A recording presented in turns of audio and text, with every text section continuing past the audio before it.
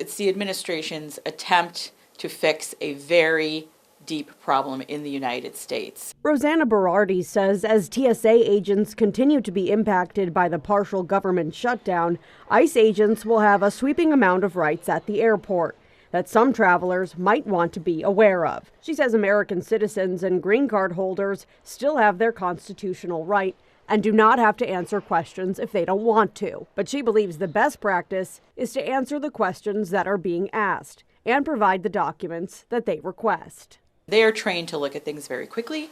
They can assess very accurately and quickly what someone's immigration status is in the United States. And I think they will be doing that across the board. And if there's any issues, they can certainly detain a person or ask for more information. Berardi says in the last 24 hours, ICE agents made an arrest at an airport in San Francisco. On one hand, I think the administration sent ICE to the airports to try and help out.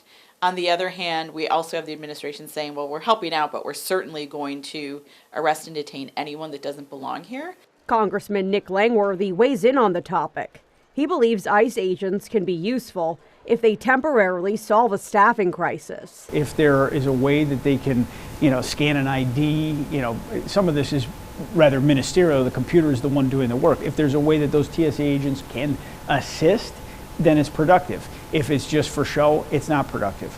And we want to see this crisis solved.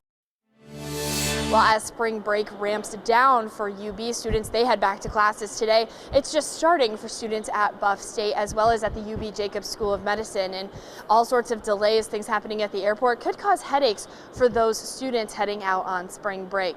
Now here at the Buffalo Airport, it's pretty business as normal. Historically, the Buffalo Airport doesn't tend to see any of those big issues and delays with TSA. However, at airports around the country like Atlanta and Houston, wait times have reached over 2 hours over the weekend. ICE agents are now being sent into those busier airports like Atlanta to help, since more than 400 TSA officers have quit and many are calling out sick due to going over a month without pay.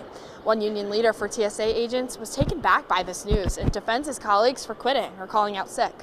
Absolute shock, because that is just the most ridiculous thing I've heard yet out of this. At the end, if I can't put food in my stomach, I can't keep a roof over my head. The people that I'm supposed to be taking care of are failing me. The Department of Homeland Security says that they'll be specifically helping with tasks that don't require specialized training, like crowd and line management. I've reached out to TSA to see if ICE agents here in Buffalo will be working with them. I haven't heard back on that just yet. Now, again, historically, the Buffalo Airport does not see those big lines. Right now, as you can see behind me, TSA is almost completely empty. So definitely not something you might have to worry about here in Buffalo, but regardless, they do request that you show up about 90 minutes before your flight just to make sure that you don't have any issues, especially when you're checking in your bags. But if you are going through one of those major hub airports, especially like Atlanta, Houston, you're going to want to give yourself about 3 hours time before your flight goes, just to get yourself through security and make sure you don't miss that flight. On your side at the Buffalo Niagara International Airport, Natalie Fast, Channel 2 News. Drivers across Western New York are seeing prices spike fast at the pump. It's alarming and scary because they're going to get higher. In just a matter of weeks, gas has jumped by nearly $1 a gallon, putting more pressure on household budgets. A gallon of gas at these two stations on Elmwood and Delaware reaching almost $4. We're all forced to purchase it at the pump no matter the price. Scott Lang is an assistant professor of finance at the University at Buffalo. Consumers are unfortunately going to have to start pulling back a little bit in various ways, whether it's more discernment at the grocery stores, maybe less trips, being careful of travel expenses. Herman Cook says that's already a reality for him. I was just telling my wife that maybe 3 or 4 weeks ago it was under $3, and I'm like, now we're planning trips and things of that nature. You have to add those into your budget, and then it also makes a decision if you want to do certain things. And it's not just Herman. Organizations like Feed More Western New York say they're feeling the pain at the pump too. They've got to fill up these guys. In terms of what we're paying now for gas compared to, say, just December of last year, we are seeing an increase of about 20%. Catherine Schick is the public relations manager for the food bank, and she says gas is essential to their services. Our trucks that are going out into the community to deliver food to our network of nearly 400 food pantries, soup kitchens, shelters, group homes, schools. She says, like everyone else, making it work for their fleet of 50 trucks is going to be a matter of budgeting. That means that we have to, just like anyone else, look at our resources and make sure that we're making choices, because for us, not continuing our mission is simply not an option. We have to make sure we're doing everything we can. On your side, Alyssa Clausel, Channel 2 News.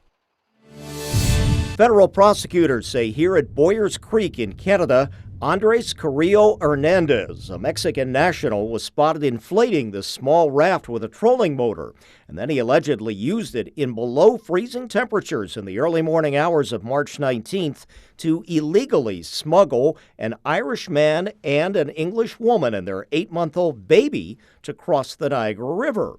Border Patrol agents had spotted them with an infrared camera and saw them land in that raft amidst the shoreline river ice near a home on West River Road in Grand Island. That's where we saw a camera like this one today.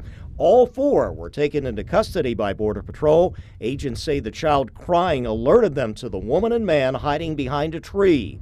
Carrillo Hernandez held in detention along with the Irish man who had been deported last June and is now tied to a felony assault case in Rhode Island. The woman and her baby were sent back to Canada. The Border Patrol Buffalo Sector Chief issued this statement on the case, noting that while crossing the border is illegal, it was also reckless to take an infant across the freezing river in that raft, so Carrillo Hernandez also facing child endangerment charges. We have seen similar cases like in November 2024, where another raft was used to cross the Niagara River, with 5 individuals found by Border Patrol and local police near Lewiston, Niagara County. Back then, a Border Patrol agent told us about such cold weather illegal border crossings across the river there with its strong currents. They treat people like commodities. So the people that are trying to get smuggled into the United States, they're not from the area. They usually don't have any idea of the weather. They don't know how, and they're not used to the cold like those of us that live up here are. So they don't know. They're just told, here, get in this raft. You paid me money. Get in this raft. Go over there. Someone will pick you up or call a lift. Lawmakers say Refresco, a major processor of Concord grapes, abruptly ended contracts in the Lake Erie grape belt. This region spans across western New York, Pennsylvania, and Ohio. Cornell viticulture specialist Jennifer Phillips-Russo says the belt supports thousands of jobs as well as millions in local economic activity. Unfortunately, it is a bit of a hit for us because this is such a huge economic driver for Western New York and for our grape industry in the entirety of New York State. Without one of their main buyers, experts say many smaller farms face uncertainty, while larger growers are looking to other contracts to keep their operations running. Smaller acreage, growers who have smaller acreage are not going to fare well as those who have larger acreage. Some of the larger growers hopefully diversify and have contracts with other processors. I have reached out to some of them, and some of them unfortunately only delivered to Refresco, and they're the ones who are going to get hit the hardest because there is no home for their grapes. Phillips-Russo says some farmers are considering mothballing vineyards, reducing maintenance costs while keeping vines alive until new contracts or buyers emerge. She says even growers not directly affected will feel the ripple effects in labor, pricing, and local supply chains. Consumers may still see juice, jam, and wine on the shelves, but she says the impact hits farmers directly. This is a very trying time, and I want it to be approached very delicately for our growers, because there are some growers out there who will lose their livelihood. And these contracts, the stoppage happened within the last week, and we have already had our growers what we call pruning and tying and preparing those vineyards through, so they already have money put into them, and they have no home to take their grapes anywhere. On your side, Nate Mills, Channel 2 News. The City of Batavia fire chief tells me it's rather miraculous that more people weren't seriously injured or even killed in this horrific accident that occurred this morning. It happened around 7:30 as Cameron Comer arrived to open the Mavis Tire store at Main and Oak Streets. I heard the loud bangs, like a bunch of cars hitting each other. Got out of my truck and looked over, and that's when I saw the car just go up in flames. According to police, the fiery crash captured on video by an employee at a nearby business resulted after this now charred vehicle ran a red light, hit this vehicle which was proceeding through the intersection, and then smashed into a half dozen other cars waiting at the light and unable to get out of the way. The driver of the burning car and others were assisted by passers-by. The guy who was in the green truck rushed out with a fire extinguisher, helped out probably the best. He was keeping the lady in the red car from really getting toasted while we tried to get her out. 3 people were taken to hospitals, including the driver of the burning vehicle, who was the only one to sustain life-threatening injuries. The occupant had already been pulled out of the vehicle, so they started treating, checking other vehicles to see if there's any other victims like that, and then working to get them transported. The only one that was critically injured was the vehicle that caused the accident.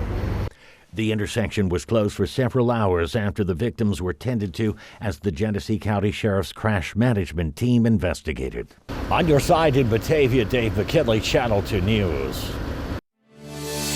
The city of Buffalo is going to pay big time when it comes to settlements. One is for $700,000. $700,000 in a civil matter involving police officer. A case that goes back to 2019 for an alleged false arrest, and there were 2 officers named, including the PBA president. I read the file and I agree that that person is entitled to the settlement because of what had happened. And here's the main reason. Because we can't sustain paying out these claims. We just don't have the money. We barely have the money to operate the city of Buffalo. This city-owned building on the corner of Humboldt and East Ferry is the basis of a $245,000 settlement for a potential buyer, the Finans. While he's in the building, I don't know if the stairwell collapsed. He ended up injuring himself. The lawsuit says the staircase collapsed. Miles Carter slated to get a settlement of $100,000. His case stems from a 2020 protest on Bailey Avenue. In another case, a woman is set to receive $60,000. Delaware S curve, light pole struck her vehicle, front windshield. The stump of the light pole showed advanced corrosion. Some of the cases being settled go back many years. Councilman Rivera says change is needed. Council wants those departments to come along with our law department to the claims committee meetings so we can talk about what can we do to limit the risk. Is it training? Is it equipment? Is it manpower? What can we do to limit our risk to being sued? On your side in Buffalo, Claudine Ewing, Channel 2 News. St. Bonaventure's provost and vice president for academic affairs says learning about artificial intelligence in college goes beyond someone's major. We also know that they have to figure out how to learn it and use it ethically. The university gives every student, faculty member, and most staff members a ChatGPT subscription plan, so everyone has equal access. This new first-year requirement follows up on that by teaching students how to use AI and by acknowledging the ethical issues that can come up, whether you're using it for research or something more technical. We're a Franciscan institution. We want to make sure that those Franciscan principles, the ideals that we hold to, are part of what we do when we teach AI. So whether it's prompt engineering or using agents in AI, or simply learning how to use it, we want them to be thinking ethically and thinking responsibly. David Hilme says when students get to college, their experiences with AI are all over the map.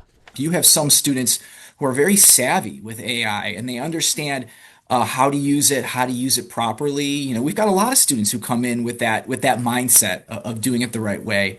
And then you have all the way to the other end of the spectrum where students are not using it at all. In the seminar, students will learn what the university wants them to use AI for and when they should refrain from using it. I think some of the things that we want to make sure is that students maintain that creativity and the expression of their own, individual humanity. So that way, when they're using AI, they can work with it We want to have that type of an approach where students are working with AI and not having AI work, for them. A bathroom that has been broken for an entire school year. Other bathrooms lacking toilet paper and feminine products, holes in the ceiling, clocks that don't keep time, ceiling tiles holding back the water from a leaking roof. These are the conditions that the Burgard Alumni Association brought to the attention of the Buffalo Public School Superintendent and Board of Education last week. This week, they're talking with Two on Your Side because they feel the conditions inside Burgard High School, something that you wouldn't want your kids to be involved in. Al Parker is the president of the Burgard Alumni Association. On top of the obvious conditions you can see when you enter the high school, Parker says daily cleaning isn't happening either. It's daily that those rooms and facilities should be cleaned. Restrooms daily should be cleaned and sanitized, mopped. None of that's getting done in Burgard. Conditions you wouldn't expect at other BPS schools. Absolutely not. Maria Dockery is the vice president of the Burgard Alumni. If this was a city honors, if this was a Olmsted, I mean, any of those schools, it would not be okay. And then even we had a conversation with the engineer, and the engineer said if this was Sweet Home, this wouldn't be happening. How can you dare compare and make the kids in the inner city less than someone because they're in the suburbs? That's completely unfair. We really want an environment that the kids will be able to safely come to. If we offer and give them the place where they can come in that is clean, that is safe, that where they can get their basic needs met, then we can ask them to show up as their best self. We can't expect them to come in better than what we're producing for them to be able to come into. That is just not acceptable, and it's not okay. And you want these things fixed like now. Yesterday. I reached out to Buffalo Public Schools Wednesday, and they sent a lengthy statement, which we have posted in full right now on WGRZ.com. But a spokesman said in part, keeping the district schools such as Burgard High School as clean and welcoming as possible remains a priority. This past weekend, the school's second and fourth floor hallways were polished, while the first and third floors will be polished this weekend. The carpet in the alumni room, auditorium, and main office was also cleaned. The school's bathrooms were power washed. The freshman bathroom remains closed to better monitor who is using the bathroom and because of a plumbing concern. The district added that feminine products are available in the nurse's office. State law, however, mandates they be available in restrooms. For the Burgard alumni, all of this comes down to accountability. And these are real concerns. We want to hold the kids accountable, but who's holding the district accountable?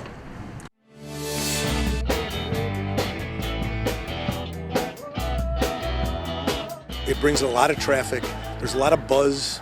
People are all coming out. They're walking by. They're talking. So community driven. Wonderful. It's a wonderful event. We embrace music on Main. It's part of our identity as a village for the last 16 years. But we have to be able to provide a good atmosphere. So it's a balancing act for the Village of Williamsville Board as some residents have circulated petitions for a new sound ordinance to counter what they say is too much loud music, specifically seeking to hold decibel levels to 70 in residential areas and 75 in non-residential areas, noting some village residents may suffer from sensory auditory issues like autism, Down syndrome, or brain injuries, or even just a sleeping infant. The mayor says she's sympathetic, but suggests noise-canceling headphones might help. And as for monitoring sound levels and enforcement, if we were to actually implement something like that in the village, it would be very, very difficult to monitor. We don't have our own police force. The Amherst Police Department, they have a presence here on Thursdays for Music on Main, but every time somebody thinks that a level of music is too high, they don't have the manpower to come and measure that. But for this evening's hearing, the specific topic is a compromise, a proposed quiet period in the village and business permits for amplified music with speakers only allowed between Thursday at 4 p.m., when Music on Main takes place Thursday evenings, through Sunday afternoon at 4. Any other concerns that residents or businesses or anybody has will have to be addressed during the public participation portion of the meeting. Show you what your loving man can do until then. The mayor of Fredonia says that this boil water order is the result of heavy rain last night. He says he's aware that this is a major inconvenience to homeowners and business owners, especially for a Friday night. This is the 10th boil water order issued in the village of Fredonia and the town of Pomfret in the last 3 years. The mayor of Fredonia, Michael Ferguson, says heavy rain increased the turbidity of the reservoir, which they use as their water source. He says the reservoir is 140 years old and has needed to be dredged for a long time, adding the rain caused sediment to be stirred up and led to the boil water order. Ferguson says it's unfortunate that the community is being impacted again, and the town supervisor in Pomfret says that it's going to take time to resolve not only this issue, but plans for the future. But the biggest piece that keeps us from doing things immediately is funding, obviously. You're talking a lot of money to make these conversions. So when we apply for grant funds, you can only apply for so much per year, and then you apply, you wait, you find out you did or didn't get it, and then you apply in the next round. So it's frustrating, but we're moving toward it. Both the mayor of Fredonia and the town supervisor of Pomfret says that this is a long overdue issue and that they need to make some changes so that residents will no longer be impacted. In the last couple of years, the cost of this project was estimated at north of $20 million, but the town supervisor in Pomfret says it might have even gone up since then. On your side, Chelsea Swift, Channel 2 News. After a deadly crash on the 33, Buffalo police and state police are working together to crack down on speeders, drivers racing on the Kensington Expressway. Issuing over 100 summonses for speeding-related offenses in conjunction with our partners from the New York State Police. And that's over a few days since a deadly accident. There was appearing that there was a couple vehicles going a high rate of speed, possibly, most likely, racing each other. And one of those vehicles struck a motorist that was not involved in this. No one has been charged yet. Commissioner Macy says he's heard from residents complaining about the speeding, and this latest accident made it more critical for police to take action. And we will continue to conduct vehicle enforcement stops if that's what is needed, or that's what the residents are asking for in the city of Buffalo. And do not be surprised if you see marked police cars from either the state police or the city of Buffalo conducting radar. I asked the interim police commissioner about a no-chase policy. We have a very restrictive policy as it pertains to vehicle pursuits, but that policy exists to protect the public and the officers from possibly making a situation more unsafe. Because of that, do you feel that that's why some of these individuals feel that they can just speed because nobody's going to chase after that? It's possible that could contribute to it. I don't think that that's it on a daily basis. On your side in Buffalo, Claudine Ewing, Channel 2 News.